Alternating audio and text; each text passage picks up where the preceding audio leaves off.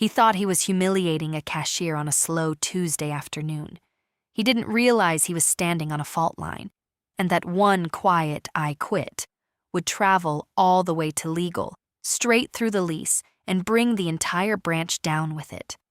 The coins felt heavier than usual that afternoon, as if every nickel carried an opinion. I stood behind the counter of Branch 47, fluorescent lights humming above me like impatient insects, while the line stretched toward the glass doors. The air smelled faintly of printer toner and overbrewed coffee from the break room. It was the kind of Tuesday that dragged its feet across the floor and sighed loudly about it. "Count faster, sweetheart," Mr. Halverson said, leaning one elbow on the counter like he owned not just the branch, but gravity itself. His smile didn't reach his eyes. It never did. The word "sweetheart" didn't sting because it was original. It stung because it was routine, because he'd said it last week and the week before, and each time the room pretended not to hear it, as if silence were part of the uniform. I kept counting. 195, 200. Behind him, Mrs. Dalloway from the florist shifted her weight. She gave me a small, apologetic smile, the kind women give each other in public when they both recognize something they are not allowed to name. "Speed matters," he added, louder now. "This isn't daycare." A soft ripple moved through the line, awkward, embarrassed. The younger teller at the adjacent station, Milo, stared very hard at his screen. The printer jammed. Of course it did. It always jammed when tension thickened the air. I could feel the heat rising from my collar to my ears. Not rage, not yet. Just that slow, metallic taste of humiliation settling at the back of my tongue. 200, I repeated, placing the counted bills in a neat stack. He leaned closer. "You'd think after 3 years you'd be quicker." 3 years. 3 annual reviews that described me as consistent. 3 holiday seasons covering double shifts because someone else's babysitter canceled. 3 inventory audits I handled when he mysteriously had meetings. And now I was slow. Something inside me clicked, not loudly, not dramatically. It was a small, precise sound, like a pen cap snapping shut. I finished the transaction. Mrs. Dalloway thanked me softly and walked away. The door chimed as it closed, a polite sound that felt almost ironic. Mr. Halverson didn't move. "You need thicker skin," he said, lowering his voice. "This is retail, not a poetry club." The fluorescent lights flickered. It would have been easier if he'd shouted, easier if he'd insulted my competence. But this thin, smiling belittlement? It was designed to be deniable. "Anything else?" I asked. "For you?" He tapped the counter with one finger. "Try smiling." Behind me, the office door labeled branch manager stood slightly ajar. I could see the edge of his mahogany desk, the framed lease agreement on the wall, the small gold plaque with his name engraved in serif letters. Lease. The word had been floating around for weeks. Renewals, adjustments, legal review. I'd overheard fragments through the half-open door when I brought in reports. He liked to brag that he negotiated hard, that he knew how to handle landlords, that this branch existed because of him. I looked at the plaque again. Then I looked back at him. "I quit," I said. It wasn't loud. It didn't echo. It simply existed. For a moment, nothing moved. The line paused mid-breath. Milo's fingers froze above the keyboard. Even the printer seemed to reconsider its jam. Mr. Halverson blinked. "Excuse me?" "I quit," I repeated, removing my name tag. The pin left a small indentation in my blouse, a tiny crescent mark. He laughed, actually laughed. "Over feedback?" "Over patterns," I said. His expression shifted, not to fear, not yet, to irritation. The kind you reserve for a fly that refuses to understand its place. You'll regret being impulsive. Maybe, I said, but not today. I stepped out from behind the counter, walking past the display of promotional flyers I had rearranged that morning, past the security camera dome in the corner, past the framed certificate that declared our branch Customer Excellence Regional Nominee. The air outside felt sharper, colder, real. But halfway to my car, my phone buzzed. Unknown number. I almost ignored it. Almost. Hello? Is this Elena Marquez? The voice was crisp, professional, calm in a way that suggested rooms with long tables and serious lighting. Yes. This is corporate legal. We have a few questions regarding the lease at Branch 47. The parking lot suddenly felt very large. Why me? I asked carefully. A pause, papers shuffling. Because, the voice said, your name appears on the internal compliance report attached to the last amendment. My fingers tightened around the phone. Compliance report, amendment, lease, 3 words that did not belong in the same casual universe as sweetheart. I left 5 minutes ago, I said. Yes, legal replied. We're aware. Aware. A breeze moved across the asphalt, carrying the faint scent of rain. Somewhere inside the building, the door chimed again. Someone else walking in. Or out. We need clarification, the voice continued. There are discrepancies between the lease terms and the branch's reported occupancy classification. My pulse thudded once, hard. I just handled inventory, I said slowly. We understand, legal said. But you filed the space usage log last quarter, correct? I remembered that afternoon. Mr. Halverson waving me off when I asked about the storage room being converted into an executive consultation suite. The extra desk, the temporary wall. Temporary. Yes, I said. Silence hummed on the line, not empty, evaluating. Ms. Marquez, legal said finally, did you raise concerns to the branch manager about structural modifications? The sky darkened just slightly. Yes, I said again. And? He told me to focus on counting. Another pause, longer this time. Thank you, the voice replied. That will be all for now. The call ended. I stood there in the parking lot, the building's glass facade reflecting my small figure back at me.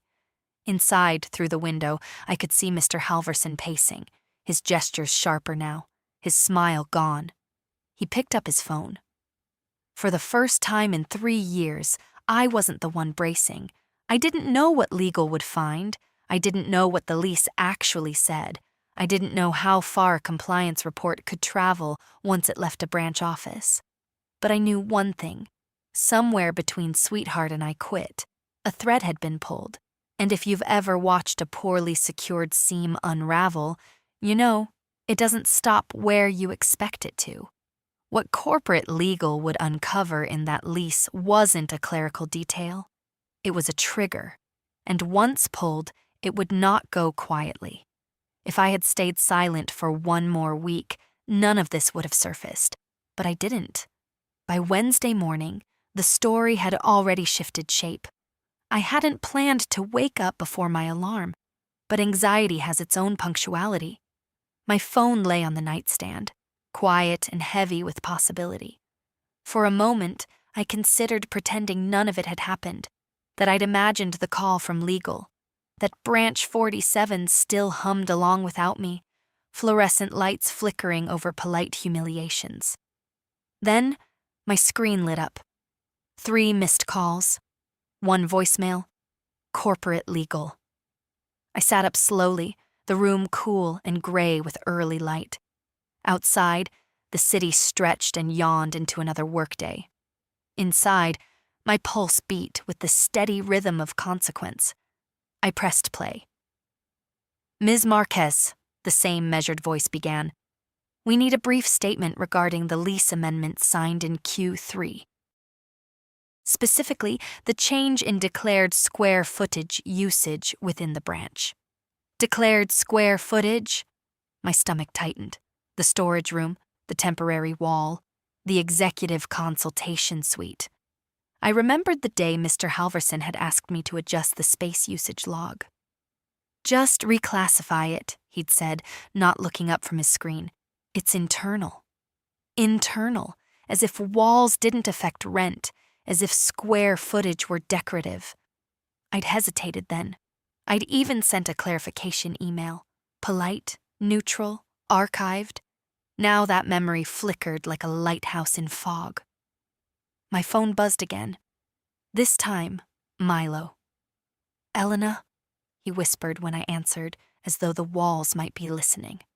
"Something's happening." I didn't ask what. I already knew. "Legal is here," he continued, "in person." The words landed softly but carried weight. "In person?" I repeated.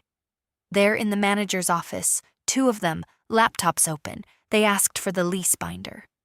I pictured it instantly, the thick navy folder with embossed lettering, the one Mr. Halverson kept displayed on the shelf like a trophy.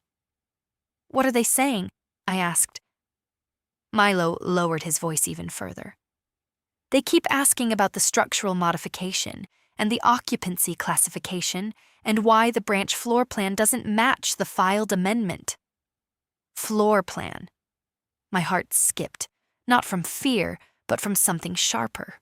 Recognition. "I sent them the email," Milo said quickly. "The one you forwarded me, the clarification request." There it was, the thread tightening. "Thank you," I said. On the other end of the line, I could hear muffled voices, a door closing, not gently. "He looks different," Milo added, not smiling. For 3 years, I had watched Mr. Halverson weaponize composure. He thrived in small humiliations, in half-jokes delivered with plausible deniability. But this was not a staff meeting he could dominate with tone. This was legal. "Are they talking about closing?" Milo asked suddenly. My breath caught. "No," I said carefully. "Not yet." But even as I spoke, I remembered something from the Lease training module I'd completed my first year. A clause buried in dense language about unauthorized structural alterations. Immediate review. Potential suspension of occupancy rights pending compliance verification. Suspension. Occupancy rights. Branches don't function without those. My phone chimed again. An email notification from Corporate Legal. Subject: Urgent, Branch 47. Lease review. I opened it. Effective immediately, it read. Branch 47 operations are under temporary review pending confirmation of lease compliance. All non-essential structural use is to cease. Temporary review. Non-essential structural use. The executive consultation suite. The storage conversion. The room he'd proudly showcased to regional supervisors as vision. My hands trembled, but not from panic. From the surreal sensation of watching a quiet truth step into daylight. Another call came through, this time not Milo. "Mr. Halverson," I let it ring once, twice. On the 3rd ring, I answered. "Elena," he said, voice tight, stripped of its usual velvet edge. "What did you tell them?" The question wasn't an accusation, it was a calculation. "The truth," I replied. "You've escalated this unnecessarily." "I escalated nothing," I said calmly. "Legal called me." A pause, heavy breathing on the line. "This is about the lease," he muttered. "Technicalities. Technicalities that carry rent increases, penalties, liability."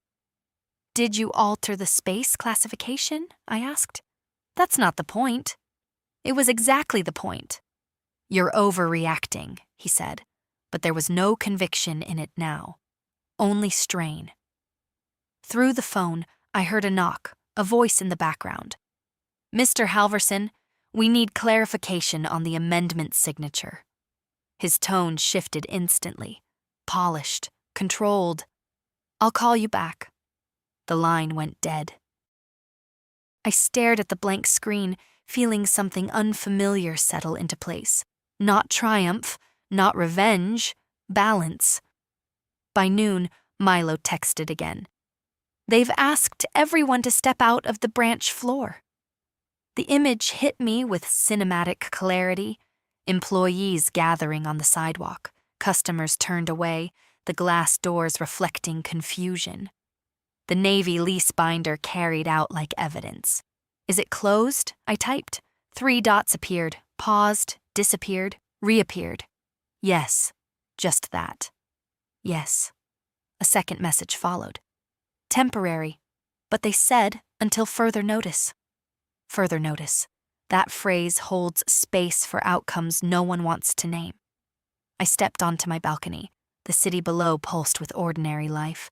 Buses sighing at stops, office workers clutching coffee, someone arguing softly into a headset. Somewhere across town, Branch 47 stood silent, closed. Not because I quit, because legal checked the lease.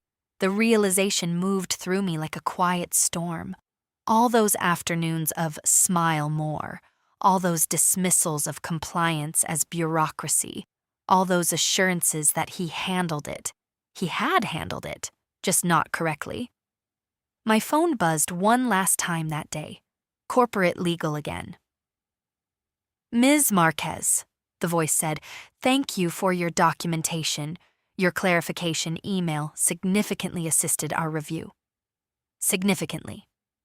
"In light of the findings," they continued, "Branch 47 will remain closed pending restructuring of management oversight." Restructuring of management oversight. Carefully chosen words. "Am I implicated?" I asked. "No," legal replied. "On the contrary." The call ended. I stood there, sunlight warming my shoulders, and understood something with sudden clarity. You don't need to raise your voice when the paperwork speaks. By evening, the company intranet updated. Branch 47, temporarily closed, no explanation, just a quiet official line. Somewhere in that building, the gold name plaque would be coming down. And this was only the beginning of what the lease would unravel. If you think this ends with a locked door and an embarrassed manager, you're underestimating how far a compliance thread can travel once legal starts pulling. If you believe quiet strength speaks louder than insults, follow this story and tell me, was "I quit" the bravest move, or the calmest one? By Friday, the silence around Branch 47 had turned from awkward to strategic. Companies are very good at silence. They polish it. They align it with brand tone. They wrap it in phrases like operational adjustment and temporary review and let it hover just long enough to keep everyone guessing. But silence has edges, and this one was cutting. I learned that when an unfamiliar number called again, this time from regional operations.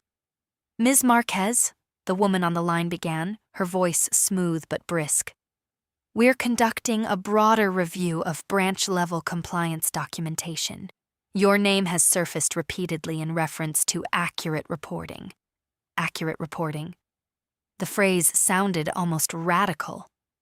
"I just logged what I saw," I replied. "Yes," she said. "That's precisely why we're calling." Outside my window, clouds were gathering, thick silver-gray layers folding into one another like unresolved conversations. "We've identified inconsistencies not only in the lease amendment," she continued, "but in reported renovation expenditures." Renovation expenditures. The executive consultation suite hadn't just changed the branch layout, it had shifted budget lines, supplies, contractor invoices that never quite matched what arrived. I remembered the afternoon a delivery truck showed up with glass panels, far more expensive than the laminated partitions listed in inventory. Mr. Halverson had signed the receipt himself, waving me away with that familiar half-smile. Above your pay grade, he'd said. The memory no longer stung. It clarified. Did you process reimbursement forms related to the renovation? Regional asked.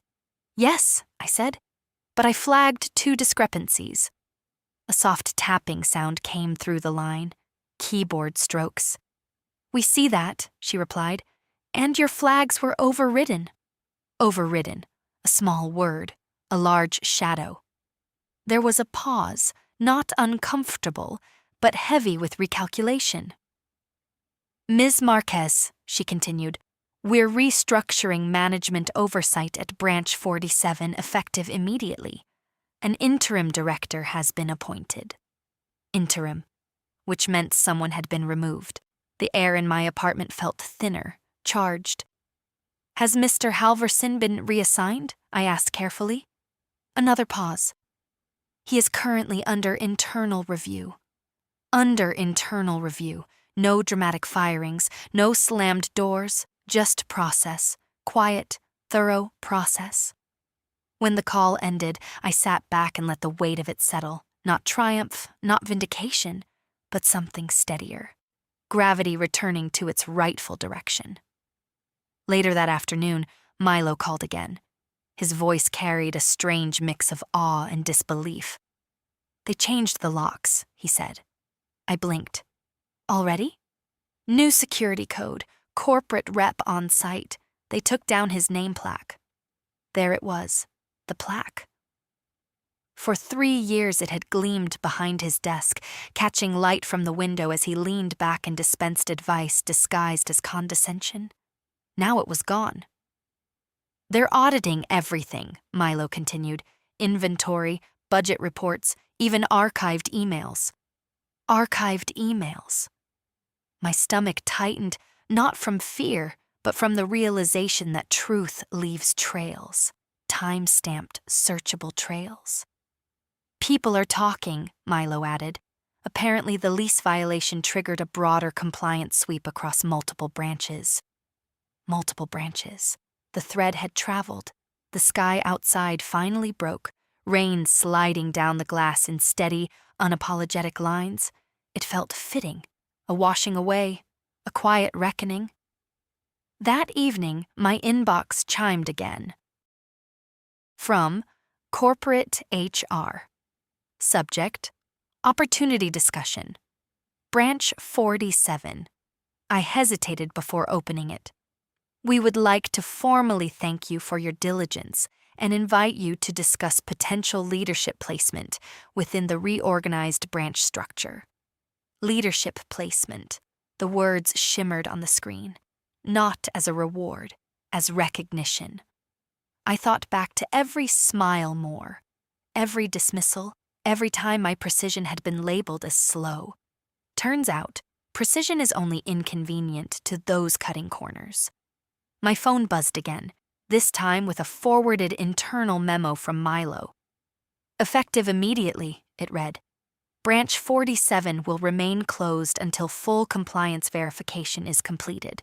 All structural modifications are to be reversed to original lease specifications. Reversed. The executive consultation suite would be dismantled, the temporary wall removed, the storage room restored, square footage returning to truth, and with it, reputation recalibrating. I stepped onto the balcony again, rain misting the air, city lights beginning to glow against wet pavement. Somewhere across town, workers were likely unscrewing glass panels that had once symbolized ambition. Ambition without alignment. The difference matters. Another message appeared, this one from an unknown colleague in a different branch. Heard about 47. Legal is reviewing our lease too. Apparently your report started a chain reaction. A chain reaction. Not explosive, systemic. And that was the real shift. This wasn't about one sneer across a counter. It wasn't about a single humiliating Tuesday. It was about documentation, integrity, and the quiet power of refusing to misclassify square footage just because someone says it's internal. By Monday morning, The company intranet updated again. Branch 47, closed for compliance reorganization.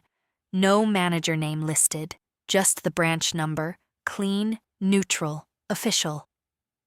I stared at the screen for a long moment. 3 days ago, I'd walked out with a small crescent mark where my name tag had been. Today, the branch itself carried an indentation, where oversight had once stood unquestioned. The rain eased, sunlight broke through in narrow beams, catching droplets midair. I didn't feel victorious, I felt steady, and in corporate ecosystems, steady is powerful. Because when legal checks the lease, it doesn't just measure walls, it measures character. The meeting was scheduled for Tuesday at 10 a.m. Corporate headquarters always smelled faintly of polished wood and ambition. The lobby ceiling stretched upward in quiet confidence, glass panels reflecting a city that never quite stopped negotiating with itself. I stood there with a visitor badge clipped neatly to my blazer, my name printed in clean black letters, no crescent mark this time. Upstairs, the conference room overlooked the river. Long table, soft gray chairs, a carafe of water positioned with mathematical precision. The kind of room where voices don't rise because they don't have to. Regional operations sat at the head of the table. HR beside her, 2 representatives from legal, laptops already open, and 1 empty chair. I didn't ask whose it had been. "Thank you for coming, Ms. Marquez," Regional began, folding her hands. "We'll be direct." Direct, a refreshing change. The lease violation at Branch 47 triggered a multi-branch compliance audit. We discovered similar discrepancies in 2 additional locations, though not as severe. I absorbed that slowly. 2 additional branches, that thread again. "Your documentation," legal added, established a baseline of accurate reporting. Without it, the amendment may have passed unnoticed. May have. A simple phrase that carries entire alternative futures inside it. They turned their laptops slightly so I could see the screen.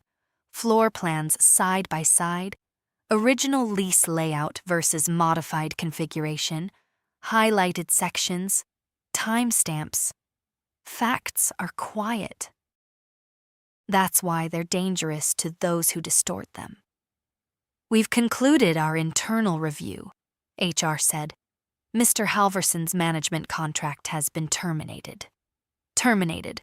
The word landed softly, without fireworks. No dramatic pause, just consequence shaped like policy. For a brief moment, I saw him as he'd been that Tuesday, leaning on the counter, confident in hierarchy. Believing tone was protection. Tone doesn't override lease clauses. Regional slid a folder toward me. "We are offering you the position of interim branch director for 47 during its reopening phase." The room seemed to tilt, not dramatically, just enough to shift perspective. "Interim?" I asked. "For the first quarter," she clarified, "pending full structural compliance and cultural reset." Cultural reset. There it was, the unspoken layer. "It's not just about walls," she continued. "It's about environment. Environment, lighting, language, leadership." I thought about Milo staring at his keyboard, about Mrs. Dalloway's apologetic smile, about how silence had been mistaken for professionalism. "What authority would the role include?" I asked. Legal exchanged a brief glance with Regional. "Full oversight on lease adherence, reporting accuracy, and team restructuring. Direct line to corporate for compliance matters." Direct line. No more half-open doors. No more above your pay grade. "And salary adjustment," I added calmly. HR smiled slightly. "Aligned with director scale." Aligned? Balance again. I let the moment breathe. Outside the window, sunlight scattered across the river, reflecting off ripples like fragments of possibility. "I accept," I said. No dramatic flourish, No triumphant edge, just acceptance. The paperwork was signed that afternoon. Official, time-stamped, archived. When I left headquarters, the air felt different. Not lighter, not heavier, clearer. By Thursday, I stood inside Branch 47 again. The executive consultation suite was gone, the temporary wall dismantled. The storage room restored to its original footprint, shelves neatly aligned with the approved floor plan. Square footage reconciled. The gold plaque had been replaced with a temporary placard. Interim director, Elena Marquez. It wasn't ornate, it didn't gleam, it didn't need to. The team gathered near the counter as I addressed them. No raised platform, no leaning elbows. "We're reopening next week," I began. "Compliance first, clarity always." Milo looked relieved. The tension in his shoulders visibly eased. "There will be updated reporting procedures," I continued. "Transparent ones. If something doesn't align with the lease or policy, you escalate it. No one overrides documentation without written justification." A murmur of agreement. The fluorescent lights still hummed, but the sound felt less oppressive, more functional. "We operate with accuracy," I said, "not speed at the expense of truth." A small, almost invisible smile passed between a few employees. Outside, the branch sign had been temporarily covered during renovation. Workers were reattaching it now, bolts tightening into place with steady, deliberate turns. Inside, I walked into the manager's office, my office now. The desk had been cleared, the walls repainted in a neutral shade. The lease binder sat centered on the shelf, not as a trophy, but as a reference. I opened it. Page 1, Clause 7. Structural modifications require landlord approval and updated occupancy classification prior to implementation. Simple, clear, ignored once, not again. Later that evening, as I reviewed reopening checklists, an email arrived from legal. Branch 47 verified compliant, approved for operational restart Monday 8 a.m. Verified compliant, approved, the language of restoration. I leaned back in the chair, not the old chair, a new one, balanced, supportive. 3 weeks ago, I had been told to count faster. Now I was counting square footage, budget lines, and leadership standards. Precision hadn't changed. Its context had. When we reopened Monday morning, Mrs. Dalloway was the first in line. "Congratulations," she whispered as I processed her deposit. "No," I replied gently. "Just compliance." She smiled knowingly. Sometimes justice doesn't arrive with applause. Sometimes it walks in quietly at 8 a.m. under fluorescent lights that finally feel honest. And somewhere in the system logs, archived forever, is a record of the day legal checked the lease, and the branch learned that accuracy outlasts arrogance. Reopening day did not come with ribbons or speeches. It came with the soft mechanical whir of the security gate lifting at 7:58 a.m., the faint scent of fresh paint still lingering near the storage room, and a new access code entered without hesitation. 8 a.m. sharp, the doors unlocked. The fluorescent lights hummed as they always had, but now they sounded less like insects trapped in glass and more like a steady current. Functional. Honest. The branch felt the same and completely different. Milo stood at his station, posture straighter than I'd ever seen it. The updated reporting guidelines were laminated beside each terminal. Clear, unambiguous, no room for interpretation disguised as charm. I walked the floor once before opening, not as a ritual of control, but as a quiet acknowledgement. Counters aligned. Storage shelves returned to original dimensions per the lease. The former executive consultation suite was now what it had always legally been. Square footage properly designated, nothing more. It's remarkable how spacious a room feels when it isn't pretending. The first few customers entered cautiously, as though expecting drama. Instead, they found efficiency, calm greetings, transparent explanations about temporary closure due to compliance updates. No gossip, no defensiveness, just facts. Mid-morning, an email notification chimed across all branch terminals. From Corporate Communications. Subject: Compliance Standards Update. Following a recent lease review, we are implementing enhanced oversight protocols across all branch locations to ensure structural and reporting alignment. Across all branch locations. The ripple had become policy. I felt it then, not pride, not victory, but impact. Quiet, measurable impact. Around noon, a delivery arrived, replacement shelving units for the storage room, properly invoiced, properly logged. The vendor waited while Milo verified quantities against the purchase order. He looked up at me once, almost sheepish. "Counting carefully," he said. "Take your time," I replied. The words hung between us, light but meaningful. By afternoon, regional operations stopped by unannounced. No entourage, no tension.